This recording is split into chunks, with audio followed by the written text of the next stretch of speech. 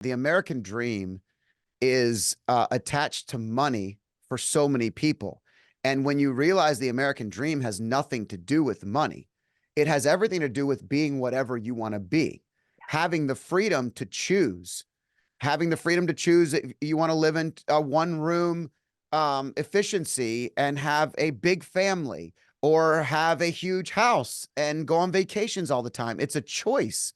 And the beauty is the freedom is in your choice, not the American dream of attaching it to money. And just like you, to answer your question, I spend way too much time optimizing. And I've gone through iterations in my life, in my career, where I just kind of wake up um, and I call it waking up, but it's really just a self-reflection, and I evaluate what's most important. And I early on, I was a lifestyle financial advisor, is what I call it. I had a quality practice. I made really great money, more than I ever dreamed I would make.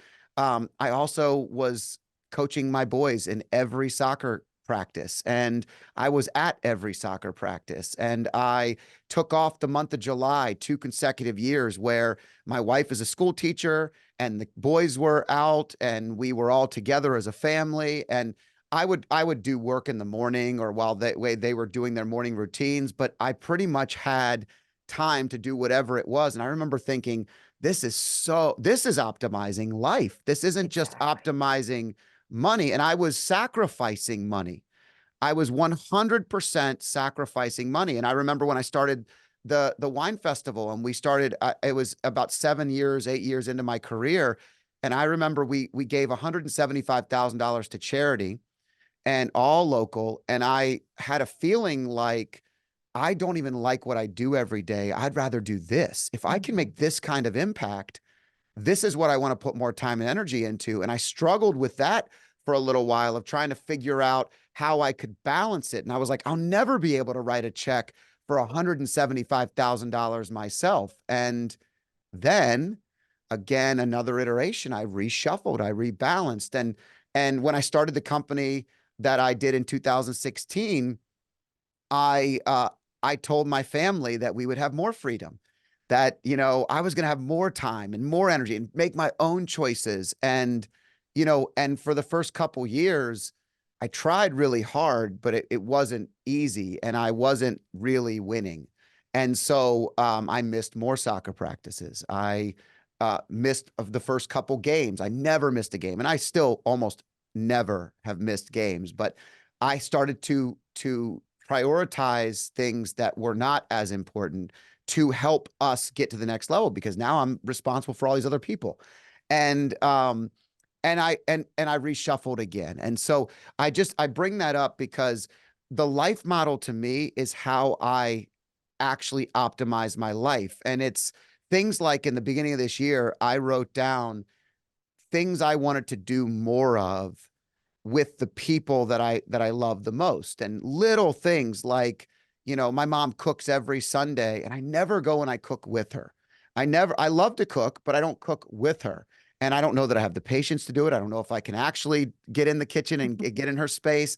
I don't know, but it's something I wrote down that I want to do. And my mom listens to these, so she's probably going to now make it weird. But at the same time, um, I say that to you because I try to prioritize the beginning of the year what optimization looks like to life, not wealth. And Yes. dissecting the two of them has been the liberation that most people don't find. Yes. Yes, absolutely. And coming from that world of extreme wealth, I still have so many friends in that world of wealth. And I just know so many of them talk to me about how they're not happy at their jobs, but they don't know how to leave. And so I just, I think the journey of, as you were saying, separating the wealth mindset from the life mindset. And of course there can be some overlap, but also just to know that they're not one and the same, right? Just to separate that, I think is an incredibly internal personal journey for most people. And I think, I mean, I just love your podcast for this reason, to just be able to have these conversations, to realize, if someone is struggling with these questions, they're not alone. And it's just really hard to be able to determine really just your own path, you know? And to what you were saying earlier about the American dream is actually about choice and not money.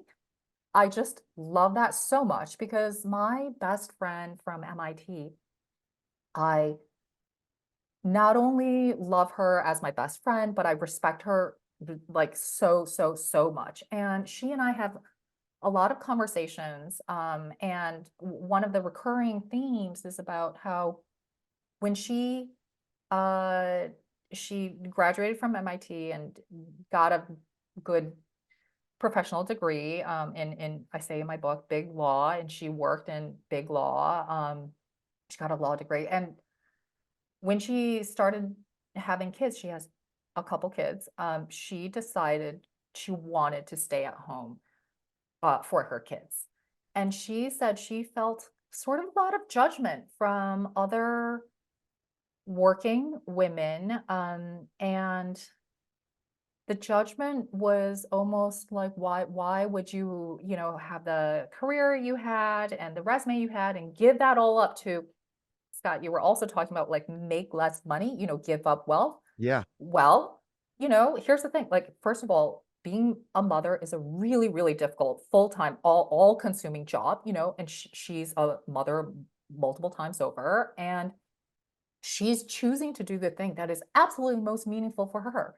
So why can't her American dream be defined in her way of spending quality time with her kids and seeing her kids grow up? Like, I just don't understand why the way we define it has to be in this corporate way where, you know, we just are trying to maximize not only wealth, but, you know, say a LinkedIn, you know, and why can't her decision to, you know, at the time to like drop out of the workforce. But I have to say, being a mother is also a job. So I just I don't believe in that notion at all. I think I'm kind of as you said earlier, out of the box there. But she has options and she may go back to work in some capacity in the future. And I think she's already looking into that now. So I just want everyone to kind of question, you know, who are you really living your life for? And it's okay to just live your life on your own terms, but also I want us to be kinder to other people who may not be having the traditional path as well.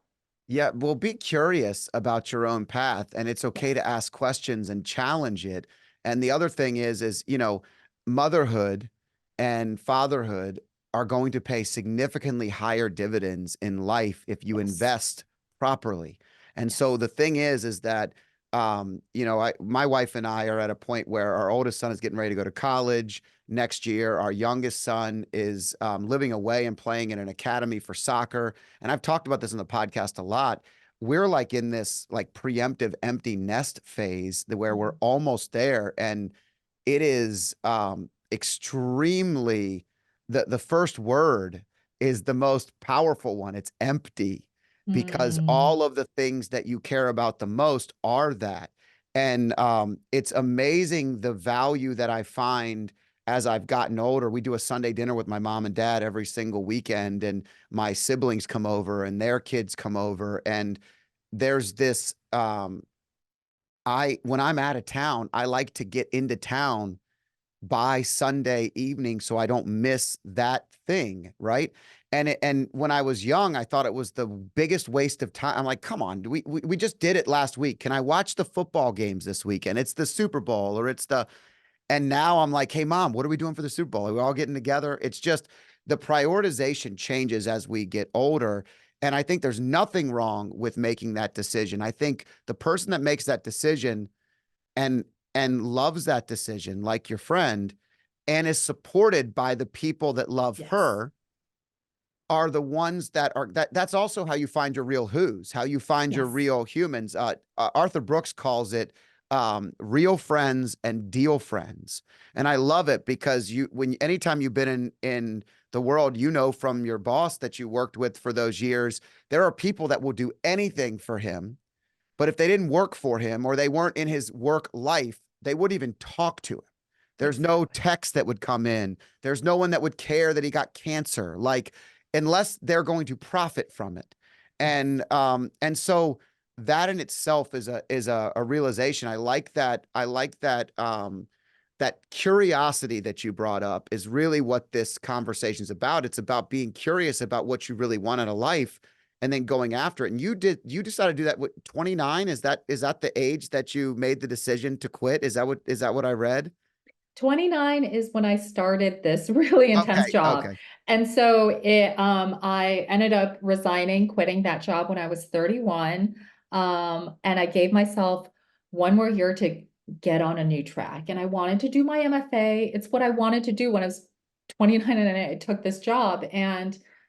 But even though I worked in finance, I still needed a day job to live in New York because I that's what I needed to make things work. And so I worked at a second hedge fund, also a huge one, for the founder for about 10 months until I got into my MFA program, and then I quit that world of high finance. And I just also think that from the time I dropped out of Wharton, hoping to change paths. I was 26, I think, at the time. And so from the time that I actually started my MFA, it was 7 years. And so I just also think change can take however long it takes. You don't have to rush it. I generally have I want to do things as fast as possible personality. And it comes from the intensity and wanting to optimize. But there are some things you just can't. And my therapist reminds me all the time, things will take as long as they take. And you can do everything. This is another line of phrase. You can do everything, just not all at the same time. And so I'm going down the list of doing things I care about. And I think it intersects with your philosophy of life so much. And to be able to just have an impact and bring about the energy that I want in the world, because the energy I had when I was burnt out was not fun to be around, both at work and at home. And that's not who I want to be. If you like clips like this, I have a similar clip here. And if you want to watch the full video, click here.